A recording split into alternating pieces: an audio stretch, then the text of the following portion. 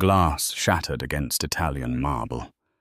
Crimson vintage wine dripped from the pristine white lapel of Deegan Butler, the most ruthless crime syndicate boss on the eastern seaboard.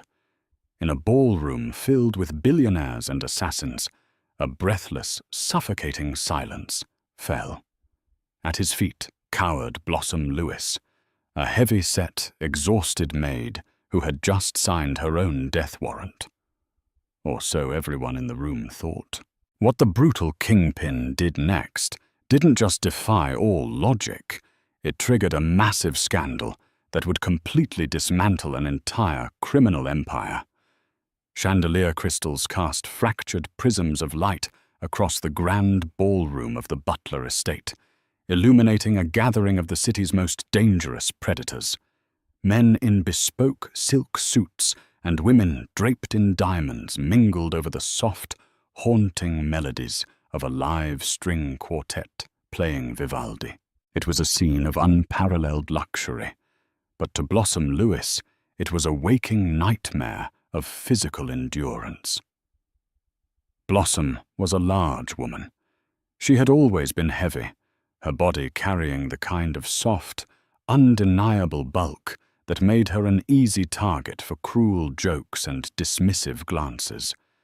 At 280 pounds, her presence was simultaneously undeniable and entirely invisible to the elite crowd. Her black and white maid's uniform, provided by the catering company, was 2 sizes too small, biting into her broad shoulders and cinching painfully around her thick waist.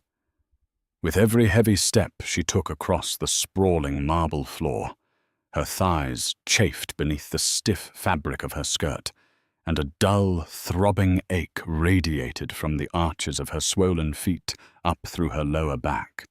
She was sweating profusely.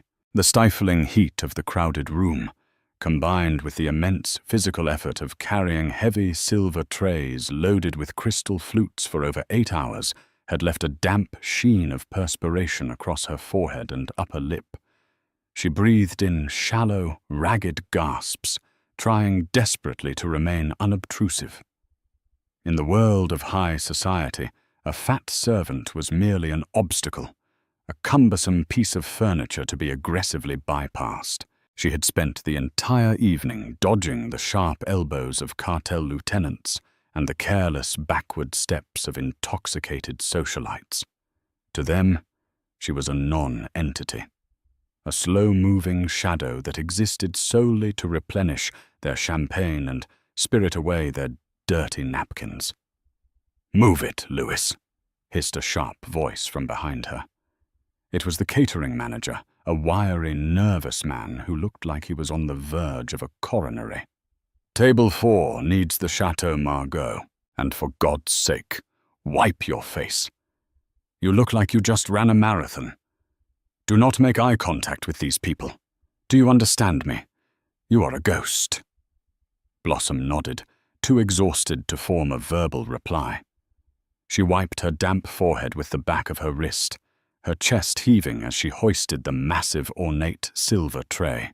Upon it rested 6 delicate, impossibly thin crystal goblets and a freshly decanted bottle of 1995 Chateau Margaux, a red wine so expensive it cost more than her annual rent.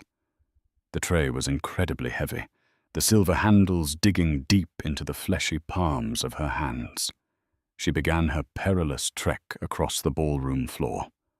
Her breathing was loud in her own ears, a rhythmic, wheezing metronome that matched the heavy, solid thud of her sensible, rubber-soled shoes against the stone. She navigated the sea of terrifying guests, her eyes locked firmly on the ground.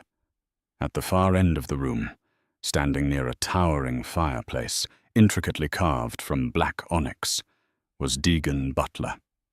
Deegan was a man who commanded the very atmosphere of the room. He was tall, impeccably built, with sharp, aristocratic features and eyes the color of forged steel. He radiated an aura of absolute terrifying authority. He was the head of the Butler family, a syndicate that controlled the docks, the unions, and the underground casinos from New York to Miami. Men spoke his name in hushed, fearful whispers. Beside him stood his underboss, Lorenzo Bianchi, a man whose reputation for casual, sadistic violence was well documented in the city's morgues. Lorenzo was currently laughing loudly, a harsh, grating sound, slapping a corrupt city alderman on the back. Blossom's path to Table 4 took her directly past this terrifying gathering. Her heart hammered against her rib cage, a frantic, trapped bird. Her arms were trembling under the immense weight of the tray. The muscles in her back screamed in protest. She just needed to take 10 more steps.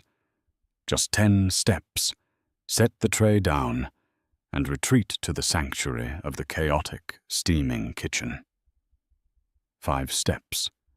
She kept her eyes downcast, watching the polished black shoes of the mobsters.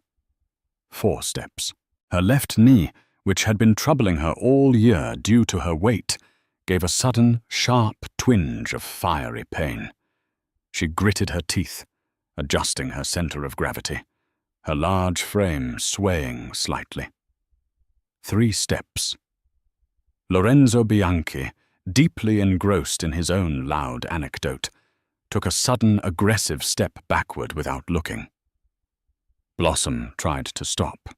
She tried to pivot her heavy body out of the way, but momentum and exhaustion betrayed her. Her rubber sole caught the edge of a thick imported Persian rug. Her bad knee buckled entirely under her weight. There was a fraction of a second where time seemed to suspend itself. Blossom felt the tray tip. She watched in wide-eyed, silent horror as the heavy silver platter slipped from her desperate, sweaty grip. The laws of gravity took hold with brutal efficiency. The crash was deafening. It sounded like a bomb detonating in the middle of a symphony. The heavy silver tray slammed into the marble floor with a sharp, ringing clang. The delicate crystal goblets shattered instantly into 1,000 jagged, glittering fragments. But the true catastrophe was the wine. The deeply pigmented, blood-red liquid erupted from the decanter in a violent wave. It bypassed the floor entirely, splashing upward and outward in a catastrophic arc, directly onto the chest of Deegan Butler. The 1995 Chateau Margaux soaked instantly into the pristine, custom-tailored white silk of Deegan's dress shirt and the lapel of his charcoal suit jacket. It looked like a massive, jagged gunshot wound. Blossom hit the floor hard, her heavy knees absorbing the brutal impact of the marble. She landed amidst the sea of broken glass, a sharp shard slicing cleanly through the thick fabric of her stockings and biting deeply into her calf. But the physical pain was nothing compared to the absolute, freezing terror that seized her heart. The music stopped abruptly. The lively chatter of 300 guests was snuffed out in a single heartbeat. The silence that followed was heavy, absolute, and filled with a suffocating dread. Every single eye in the vast ballroom snapped to the spectacle near the fireplace. Blossom knelt in the puddle of wine, her chest heaving, her hands shaking violently. She couldn't breathe. She couldn't think. Her large frame was curled over, making herself as small as physically possible, waiting for the inevitable bullet. She was a fat, clumsy maid who had just humiliated and assaulted the most dangerous man on the eastern seaboard in front of his entire criminal empire. She knew, with absolute certainty, that she was going to die on this floor. Lorenzo Bianchi was the first to react. His face twisted into a mask of pure, unadulterated fury. "You stupid fat cow," he roared, the sound echoing off the vaulted ceilings. He lunged forward, his hand diving inside his tailored jacket, his fingers closing around the grip of his concealed firearm. "I'll blow your miserable head off right here." Blossom squeezed her eyes shut, a pathetic whimper escaping her lips. She threw her thick arms over her head, bracing for the explosive crack of the gunshot. She thought of her small, cramped apartment. She thought of her unpaid bills. She thought of how her life was going to end over a spilled bottle of fermented grapes. "Lorenzo." The voice was not loud. It was low, calm, and terrifyingly smooth, but it carried the absolute weight of a royal decree. Lorenzo froze instantly, his hand still inside his jacket. He looked at his boss, his chest heaving with adrenaline. "Boss, she—" "I said," Deegan Butler repeated, his voice dropping a fraction of an octave. "Stand down." A collective, silent gasp seemed to ripple through the room. Blossom, trembling uncontrollably, slowly lowered her arms and opened her eyes. Deegan was staring down at his ruined suit. He took a slow, deliberate breath. He did not yell. He did not reach for a weapon. Instead, he reached into his pocket and pulled out a dark silk handkerchief, calmly dabbing at the dripping red liquid. Then his cold, steely gaze shifted downward, locking on to the trembling, massive woman kneeling in the shattered glass. Blossom felt a cold sweat break out over her entire body. His eyes were unreadable, devoid of the burning anger she expected. They were calculating, piercing. They seemed to look right through her flesh, right down to the terrified marrow of her bones. Deegan stepped forward. The crunch of glass beneath his leather shoes sounded like a death knell. He stopped right in front of her. Blossom squeezed her eyes shut again, waiting for a kick, a blow, the cold press of a gun barrel against her forehead. Instead, a strong, firm hand clamped around her upper arm. "Get up," Deegan commanded softly. Blossom gasped, her heavy body practically hauled upward by the sheer strength of the Mafia Boss. She stumbled, her wounded leg throbbing, her weight making her clumsy as she tried to find her footing. She stood before him, a towering, trembling mess of a woman, her uniform stained, her face red and dripping with sweat and tears. She was at least 50 pounds heavier than him, a fact that usually made men sneer. But Deegan's grip remained firm and unwavering. "Boss!" Lorenzo hissed, taking a step closer, his eyes darting around the room at the watching guests. "Let me take her out back. I'll handle this trash. She disrespected you." Deegan didn't even look at his underboss. His eyes remained fixed on Blossom's terrified, tear-streaked face. "She is bleeding, Lorenzo," Deegan stated, his tone chillingly conversational. "And the mess is already made. Shooting the help will not dry clean my suit." He released Blossom's arm and took a step back. The entire room was holding its breath. No one moved. No one spoke. "You," Deegan said, his gaze locking onto the terrified catering manager who was cowering near a pillar. "Get someone to clean this up." Then Deegan turned his attention back to the trembling woman before him. He gestured toward the grand, sweeping staircase that led to the private upper levels of the estate, areas strictly forbidden to everyone but the inner circle. "Come with me," Deegan said to Blossom. It wasn't a request. It was an ironclad order. Blossom's jaw trembled. I'm so sorry, sir.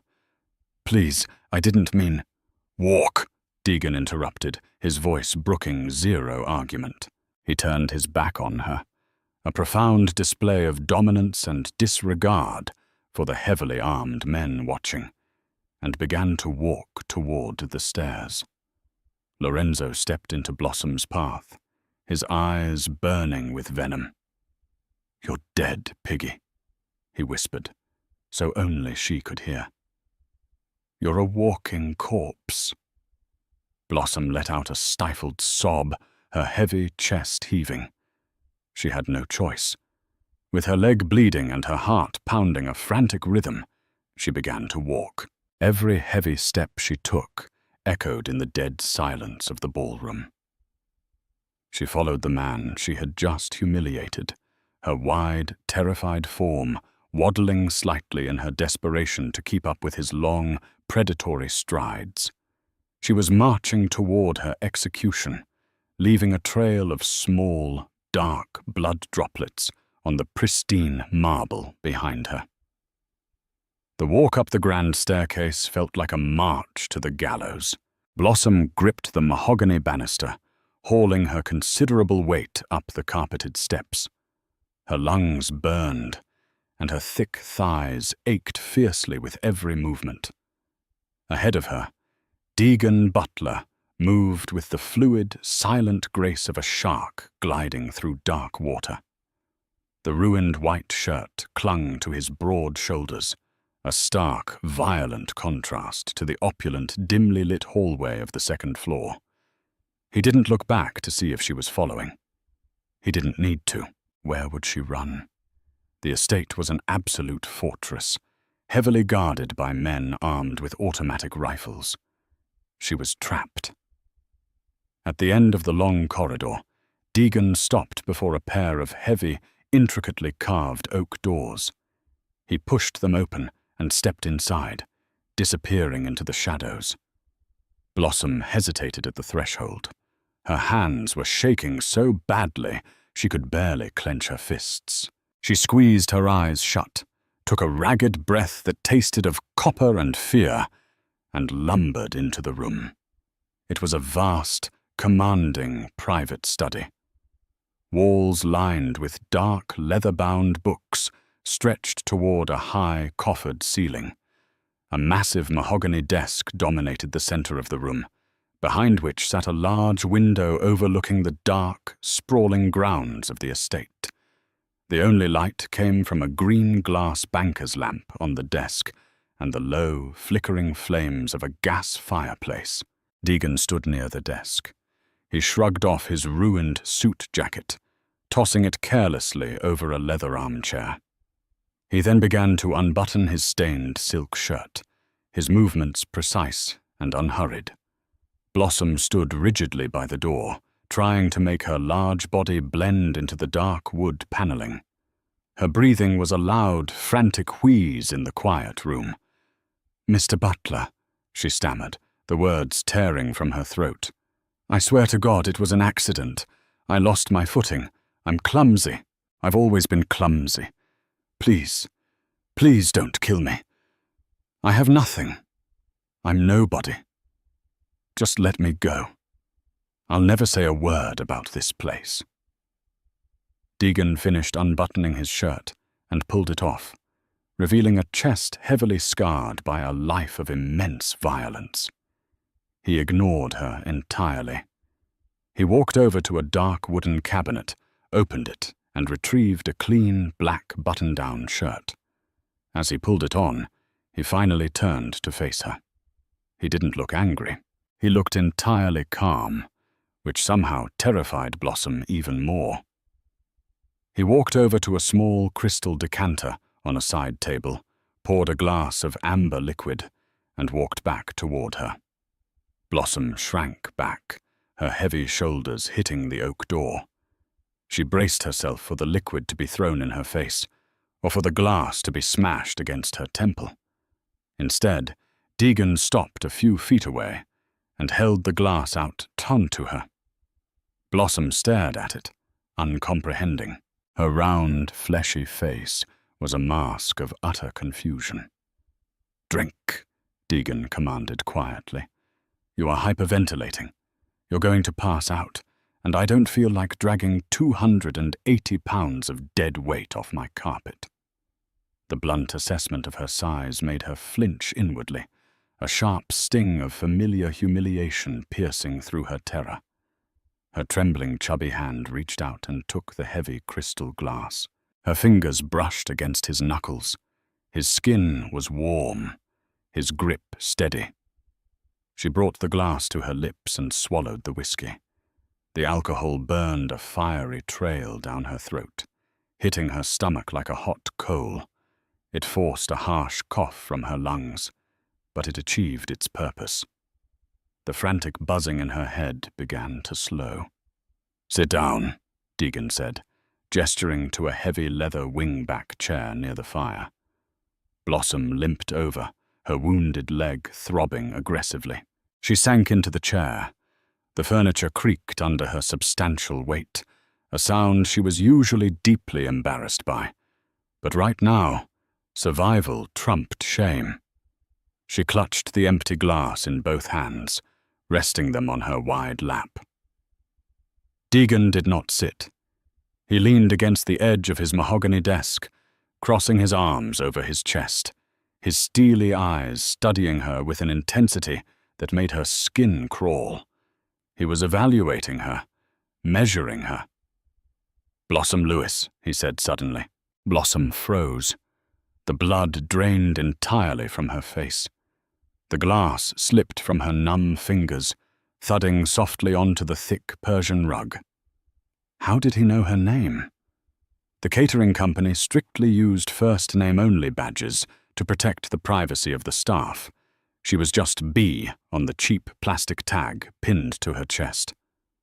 32 years old, Deegan continued, his voice devoid of inflection, reciting facts as if reading from a dossier. Unmarried. No children. You live in a rent-controlled apartment in the South Ward. You work 3 jobs, catering, overnight data entry, and weekend shifts at a laundromat. And your father was Arthur Lewis. Blossom's breath hitched. A cold, heavy stone settled deep in her gut. Her father had been dead for 6 years. He was a quiet, nervous man who worked as an accountant. He had died of a sudden, massive heart attack when Blossom was 26. I don't know what you're talking about, she lied, her voice a thin, pathetic squeak. Deegan pushed off the desk and walked slowly toward her. He stopped right in front of her chair, towering over her. He reached out and placed a hand on the armrest, leaning in close. He smelled of expensive cologne, clean linen, and an underlying scent of pure, unadulterated danger. "Do not lie to me, Blossom," he warned, his tone dangerously soft. "Your father, Arthur, was a brilliant man. He was also a thief. Before he died, he was the primary bookkeeper for my uncle, a man who ran the Western Territories for this family. Your father skimmed nearly $4 million, and more importantly, he took the master ledger, a book detailing every bribe, every corrupt judge, every buried body in this city." Blossom shook her head frantically, her double chin trembling. "No, my father was a good man. He never had any money. We lived in poverty. He worked at a normal firm." "He worked for us," Deegan corrected harshly. "And when my uncle discovered the theft, Arthur suffered a very sudden, very fatal heart attack before we could extract the location of the ledger. We searched his home. We searched his accounts. Nothing. The ledger vanished."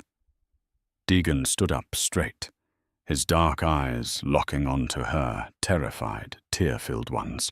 "For 6 years, my family has been looking for that book, because if it falls into the hands of the feds, or worse, the Russian syndicate moving into the docks, my empire crumbles." Blossom was crying openly now, the tears tracking through the sweat and grime on her cheeks. "I don't have it," she sobbed, her large frame shaking with grief and fear. "I swear on my life. When he died, he left me nothing but debt. I don't have your book. Please believe me." Deegan stared at her for a long, agonizing moment. The silence in the study was absolute, save for the crackling of the gas fire and Blossom's wet, ragged breathing. Then Deegan Butler did something that shocked her even more than sparing her life in the ballroom. The corners of his mouth twitched upward into a faint, grim smile. I know you don't have it, Deegan said quietly. If you had $4 million and a blackmail ledger, you wouldn't be hauling trays of wine on swollen ankles in a uniform that cuts off your circulation. Blossom blinked, stunned. Then why am I here? Why didn't you let Lorenzo kill me? Deegan turned and walked to the large window, looking out into the dark night. Because 3 days ago, my men intercepted a communication. The Russian syndicate found the ledger. Your father didn't hide it in his home. He hid it in a safety deposit box under a false name. And the key is currently sitting in a private vault inside the heavily fortified mansion of Viktor Volkov, the head of the Russian mob. He turned back to face her, the firelight catching the sharp, predatory angles of his face. Volkov is throwing a massive charity gala tomorrow night at his estate, Deegan explained, his voice turning strictly to business. Security will be impenetrable. Biometrics, armed guards, facial recognition. Every member of my family, every soldier, every known associate is banned and would be shot on sight. Blossom stared at him, her mind struggling to process the flood of impossible information. What does this have to do with me? Deegan walked back to her chair. He looked down at her large, slumped, exhausted figure. He looked at her sensible scuffed shoes, her stained apron, her messy hair, and her substantial bulk. Because, Deegan said softly, a dark, brilliant madness dancing in his eyes, Viktor Volkov hired the exact same catering company we did for tonight, and you, Blossom Lewis, are the most invisible creature on this earth. Blossom's jaw dropped. The realization hit her like a physical blow to the chest. People don't look at you, Deegan continued, his voice blunt and utterly ruthless. They look through you. They step around you. To men like Volkov, a fat, clumsy maid is less than human. She is a prop, a piece of the background. No one will look twice at you. No one will search you. You are going to walk right into Volkov's estate tomorrow night. Blossom gripped the arms of the chair, her knuckles turning white. No. No, I can't. I'm not a spy. I drop things. I can't even carry a tray of wine.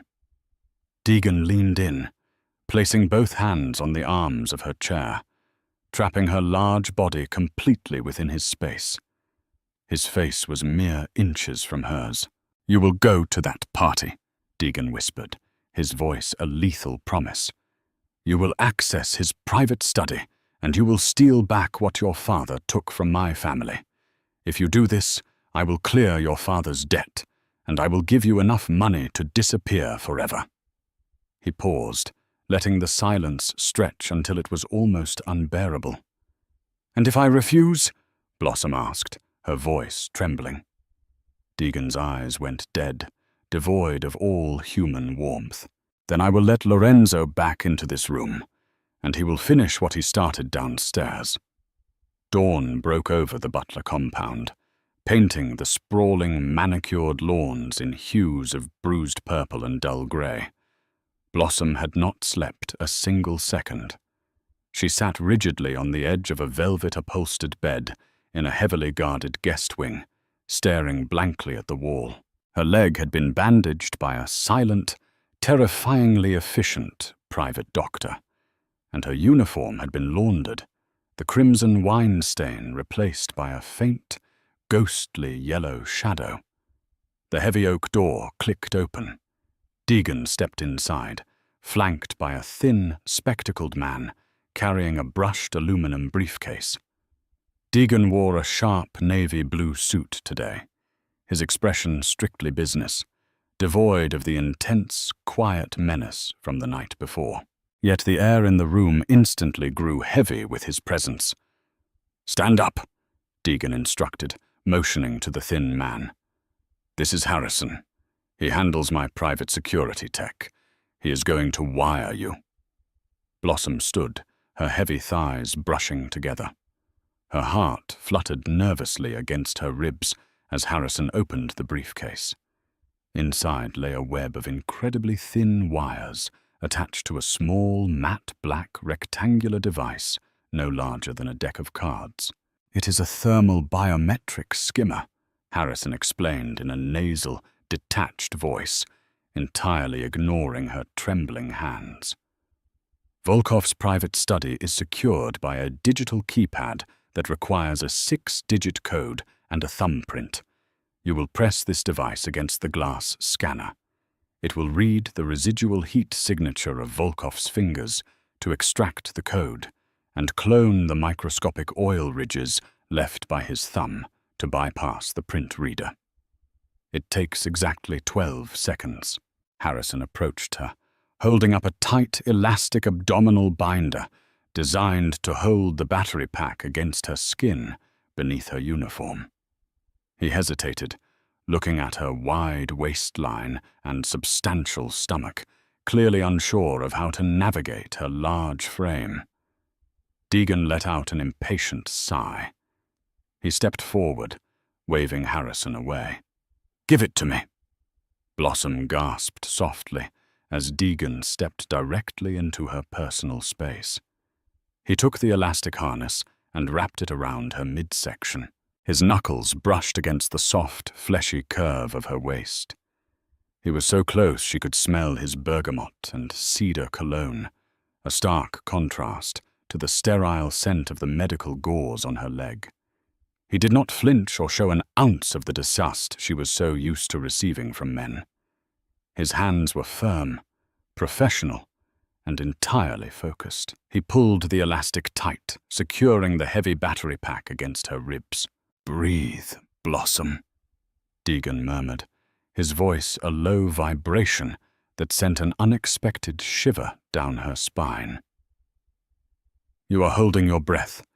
If you pass out in Volkov's hallway, you die.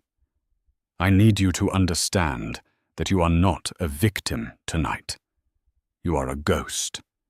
Your size, your uniform, the way people dismiss you, that is your armor. Weaponize it." He stepped back, his dark eyes locking onto hers. For a fleeting second, Blossom saw something akin to respect in his gaze. It was a terrifying, intoxicating feeling.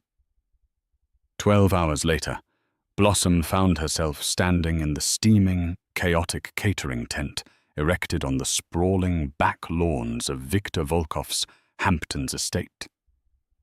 The wealth on display was staggering.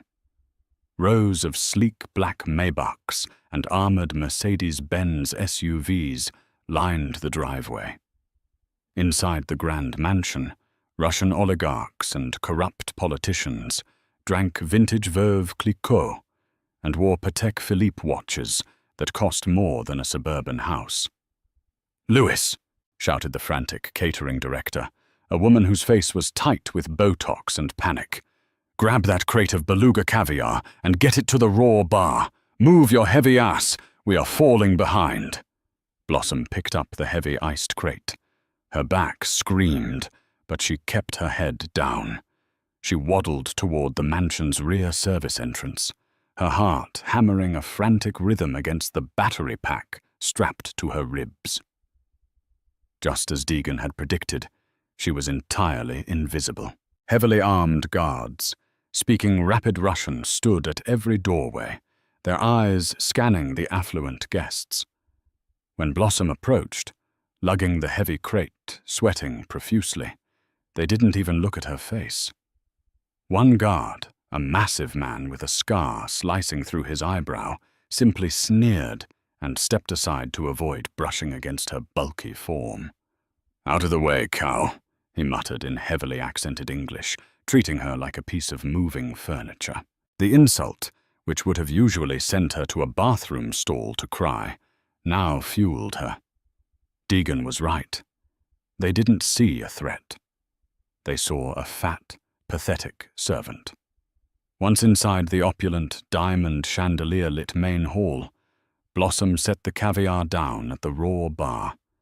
She grabbed an empty silver tray, pressing it to her chest like a shield, and slipped toward the grand staircase.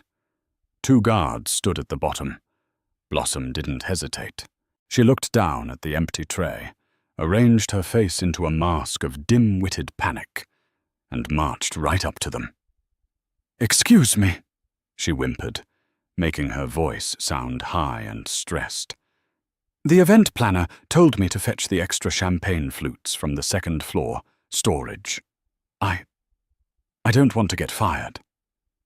The guards glanced at her stained apron, her flushed, chubby cheeks, and her trembling hands. The sheer pathetic nature of her appearance was her master key. One guard rolled his eyes, muttered something derogatory in Russian, and unhooked the velvet rope. She was in. Shadows stretched long and sharp across the 2nd floor corridor of the Volkov mansion. Blossom moved with a surprising, desperate quietness. Her soft, rubber-soled shoes made absolutely no sound against the thick Persian runners. The air up here was cold, smelling of expensive cigar smoke and lemon polish. She counted the doors, repeating Deegan's architectural briefing in her head. 3rd door on the left past the portrait of the Tsar. Her wounded calf throbbed violently with every step, the stitches pulling tight under her thick pantyhose. Sweat dripped into her eyes, stinging them, but she dared not wipe it away. She reached the heavy mahogany door. The keypad glowed a faint, menacing red in the dim light. Blossom pressed her back against the wall, her large chest heaving. She reached under her apron, her fingers fumbling with the hem of her shirt, and retrieved the matte black skimmer. Her hands were shaking so severely, she almost dropped it. "Breathe, Blossom. You are a ghost." Deegan's deep, commanding voice echoed in her mind, steadying her nerves. She pressed the device flat against the glass screen of the keypad and pushed the activation button. The skimmer whirred softly, a tiny green light sweeping across the glass. 1, 2, 3. She counted the agonizing seconds. Down the hall, she heard the distinct heavy thud of combat boots climbing the stairs. A patrol. Panic seized her throat. She pressed her substantial weight desperately against the doorframe, praying to a god she hadn't spoken to in years. 10, 11, 12. The keypad emitted a soft, barely audible click, and the red light flashed to a welcoming green. Blossom shoved the skimmer into her deep apron pocket, turned the brass handle, and threw her weight inside, easing the door shut just as the guard rounded the corner of the hallway. She stood in the pitch-black study, leaning against the door, listening to the heavy boots walk past and fade down the corridor. She let out a ragged, silent breath and turned around. The study was identical to the blueprints Deegan had forced her to memorize. She crossed the room, bypassing the massive oak desk, and approached a large oil painting of a stark winter landscape. She reached behind the heavy gilded frame and felt the cold steel of the hidden wall safe. She used the skimmer one more time. The safe clicked open with mechanical precision. Inside sat stacks of $100 bills, velvet jewelry boxes, and a small, unassuming manila envelope. Blossom snatched the envelope. She peeled back the flap. Inside rested a single silver safety deposit key engraved with a serial number and a small USB flash drive.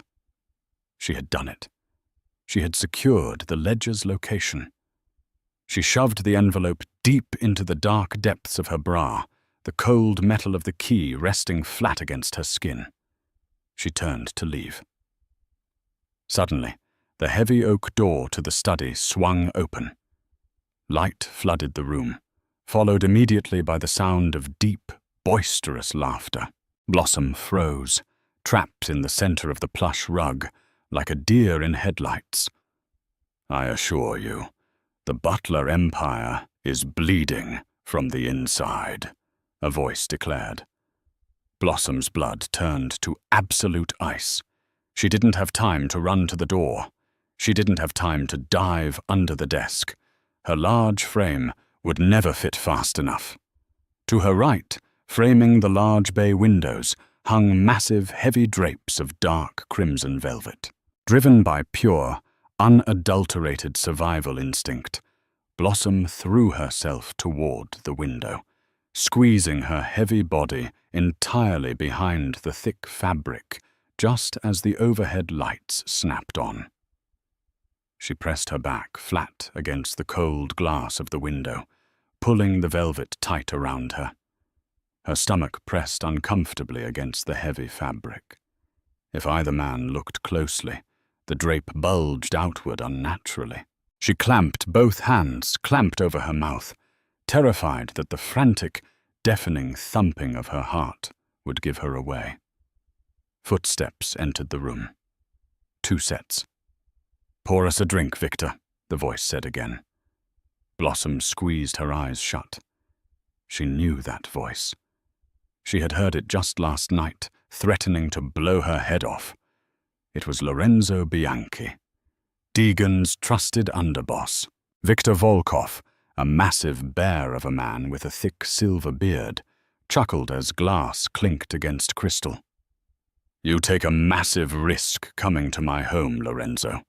If Butler finds out his dog is sleeping in my yard, he will skin you alive." "Deegan is losing his grip," Lorenzo spat, the sound of him sinking into a leather chair echoing through the room. "He let a clumsy fat caterer walk out of his ballroom alive last night after she humiliated him in front of the commission. He's soft. The old men see it. The captains see it.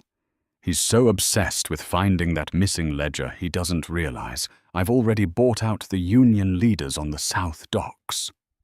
Blossom held her breath until her lungs screamed. The air in the tight space behind the curtain was growing hot and suffocating. A drop of sweat rolled down her nose, stinging her lip. "And what of the ledger?" Volkov asked, his heavy Russian accent curling around the syllables. "Let Deegan chase ghosts," Lorenzo sneered. "By the time he figures out you have the key, we will have already assassinated him. Thursday night. The shipment at Pier 44. I've pulled his loyal guards off the rotation. It will just be me, him, and your sniper. Once Deegan is dead, I take the family, you keep the ledger to ensure my loyalty, and we split the eastern ports 60-40. "Agreed," Volkov rumbled. Glasses clinked, a toast to murder. Behind the curtain, Blossom's mind raced. Lorenzo was a traitor. He was planning to murder Deegan in exactly 2 days. Suddenly, the smell of burning tobacco drifted into her hiding spot. Volkov had lit a cigar. "Now," Volkov said, his voice dropping to a dangerous, suspicious low, "why does my study smell like cheap catering sweat?" Blossom's heart stopped. Heavy, deliberate footsteps began moving toward the window. Heavy, deliberate footsteps shook the floorboards as Victor Volkov closed the distance between the center of the study and the crimson drapes. Blossom squeezed her eyes shut so tightly she saw bursts of white light behind her eyelids. Her chest burned with the agonizing need to draw a breath, but she remained frozen. She was acutely aware of her large body, the way her stomach pressed firmly against the heavy velvet, convinced that even the slightest tremor would spell her immediate doom. The pungent, earthy smell of the Russian mobster's premium cigar smoke drifted through the small gap in the fabric, stinging her nostrils. He was close enough now that she could hear the raspy, wet sound of his breathing. Volkov raised his massive hand, his thick fingers brushing the edge of the velvet drape. Suddenly, a frantic, thunderous pounding erupted against the heavy oak doors of the study. "Mr. Volkov, sir!" a voice screamed in panicked, rapid-fire Russian. Volkov paused, his hand dropping from the curtain. He turned his massive head towards the door. "What is it?" he barked, his heavy accent thick with irritation. The door burst open.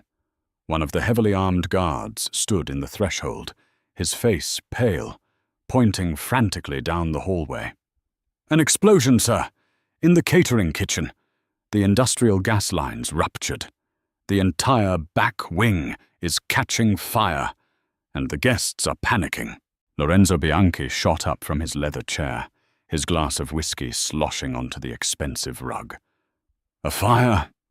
Are you out of your mind, Victor? If the local fire department brings the police here, we are exposed." Volkov cursed loudly, a string of violent Russian expletives echoing off the high ceilings. He tossed his lit cigar into a heavy crystal ashtray on his desk. "Secure the perimeter," Volkov roared at the guard. "No one leaves until we verify this isn't a hit." The two mobsters stormed out of the study, their heavy footsteps fading rapidly down the carpeted corridor as they rushed to manage the escalating disaster below. The heavy oak door slammed shut behind them, leaving the study plunged back into quiet, dim shadows. Blossom exhaled. It was a long, ragged, wheezing sound that tore from her lungs. She stumbled out from behind the heavy drape, her legs trembling violently, threatening to give out completely beneath her weight. She didn't know if the fire was a sheer stroke of incredibly good luck, or if Harrison and Deegan had orchestrated a tactical distraction, but she wasn't about to waste the opportunity. She reached into her uniform pocket, gripping the matte black skimmer, and hurried to the door. Peeking out into the hallway, she saw absolute chaos. Smoke was beginning to waft up the grand staircase, thick and acrid. Alarms were blaring a piercing, rhythmic warning.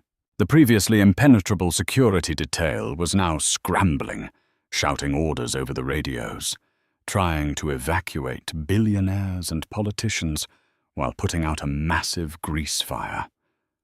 Blossom stepped into the hallway. She didn't run. Running would draw attention. Instead, she leaned into her disguise. She slumped her heavy shoulders, plastered a look of absolute terrified bewilderment onto her round face, and began to waddle briskly toward the service stairs. "Hey, you!" a guard shouted, pointing a submachine gun in her general direction as he sprinted past. "Get out! Evacuate to the front gates!" He didn't stop to question her. He didn't ask why she was on the second floor. To him, she was just another panicked, fat catering maid fleeing the smoke. Blossom nodded frantically, coughing into her hand as she descended the narrow service stairs. She merged seamlessly into the chaotic sea of escaping caterers and wealthy guests on the front lawn. The night air was cool, biting against her sweat-drenched skin. Sirens wailed in the distance, growing louder by the second. She kept her head down, marching past the chaotic lines of idling luxury cars, slipping through the massive wrought-iron gates of the Volkov estate and disappearing into the dense, dark woods lining the long, winding country road. She walked for nearly 2 miles. Her wounded leg was bleeding again, the sharp pain radiating up to her hip. Her feet were completely blistered.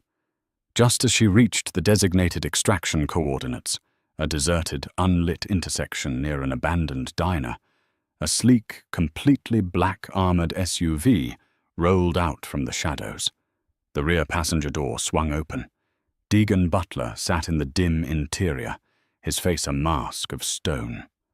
Blossom practically collapsed into the leather seat, pulling her heavy legs inside as the vehicle instantly sped off into the night.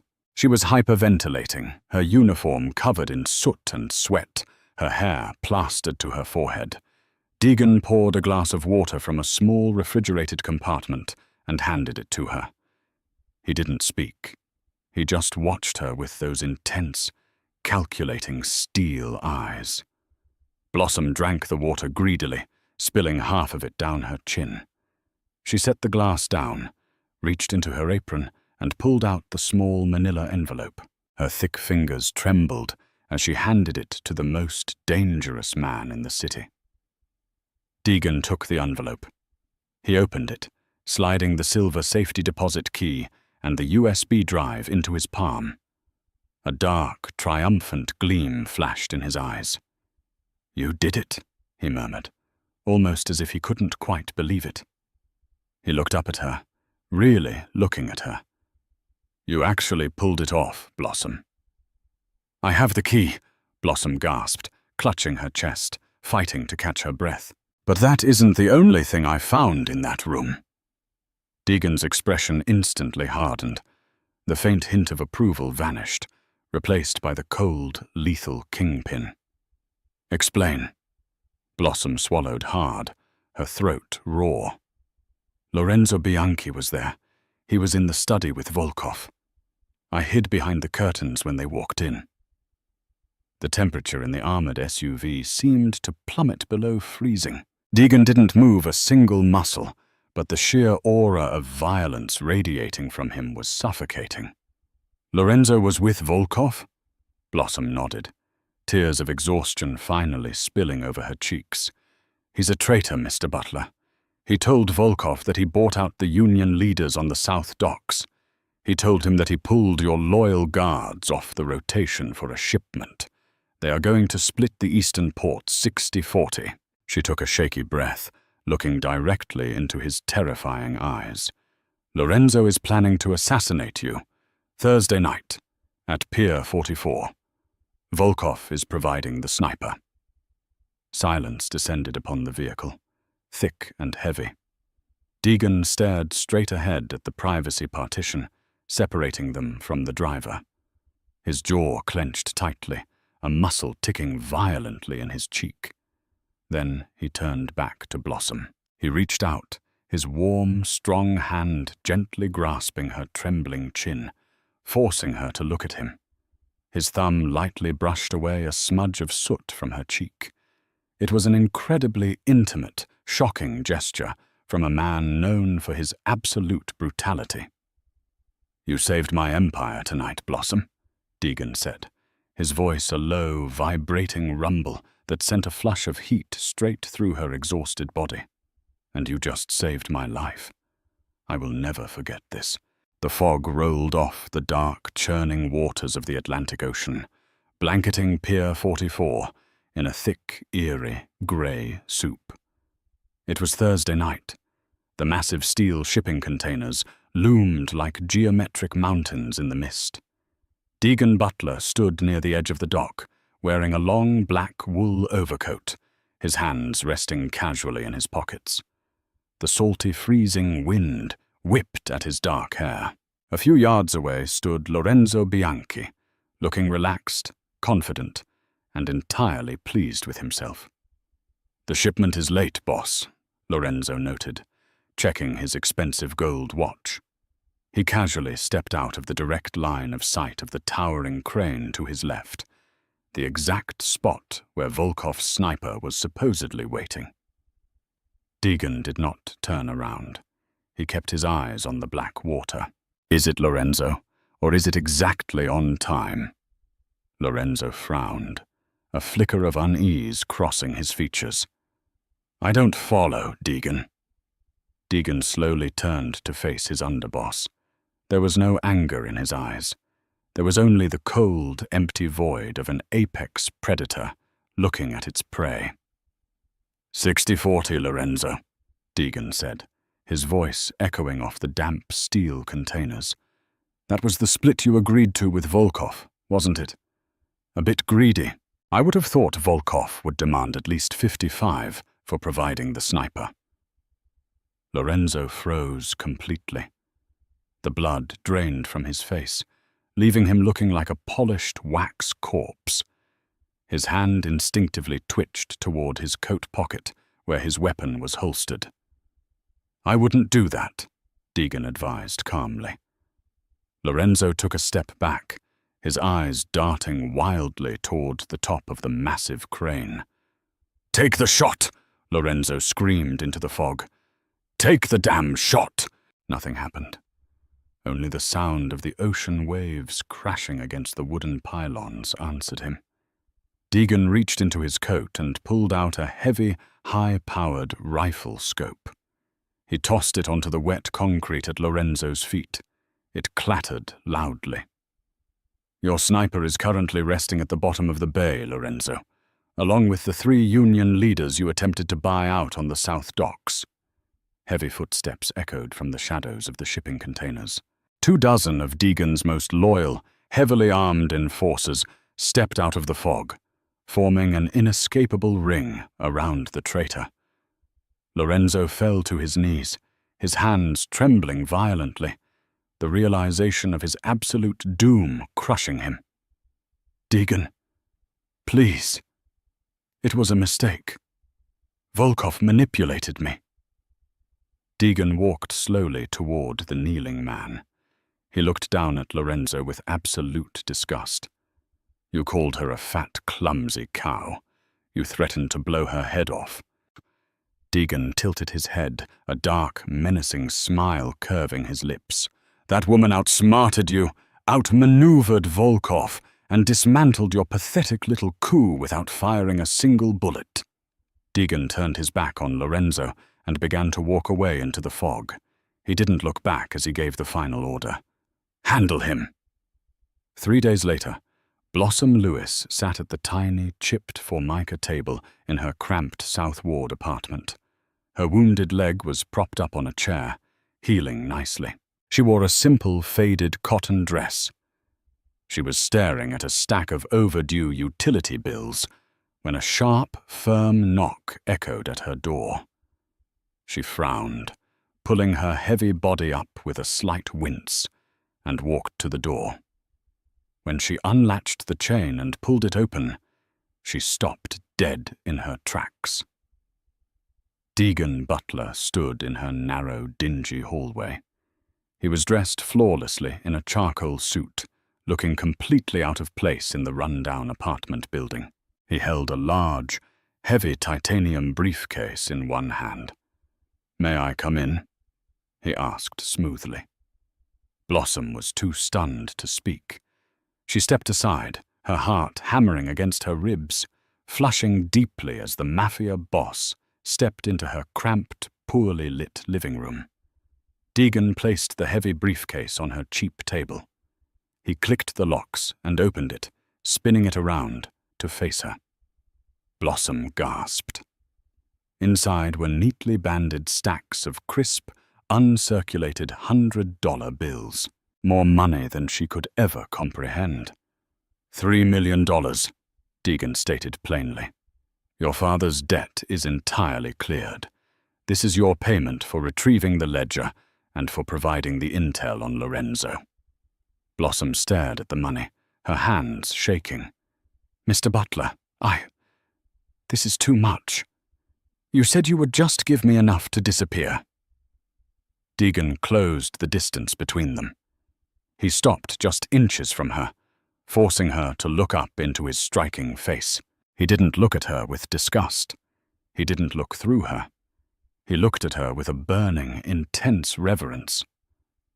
"I don't want you to disappear, Blossom," Deegan said, his voice dropping to that low, intimate register that made her breath hitch. "For your entire life, people have made you feel invisible because of your size. They underestimated you. But I see you. I see your brilliance, your bravery, and your strength. I need someone like you. Not as a maid, as an advisor, as my partner." He reached out, his hand gently resting on her waist, pulling her substantial frame slightly closer to him. The warmth of his touch sent a shock wave of electricity straight to her core.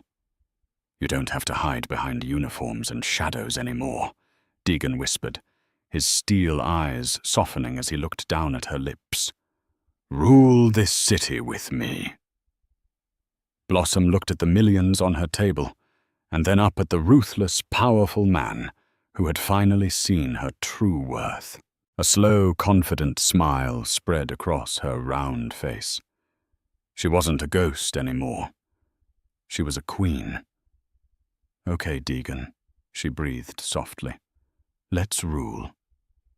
If you loved this thrilling mafia romance drama, make sure to smash that like button, share this video with your fellow story lovers, and subscribe to our channel for more jaw-dropping tales.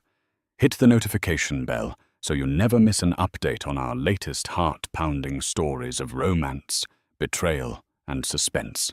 Drop a comment below and tell us what you thought of Blossom's incredible bravery and Deegan's ruthless revenge. Your support helps us bring more incredible real-life stories to life. Stay tuned, stay hooked, and we will see you in the next dramatic adventure.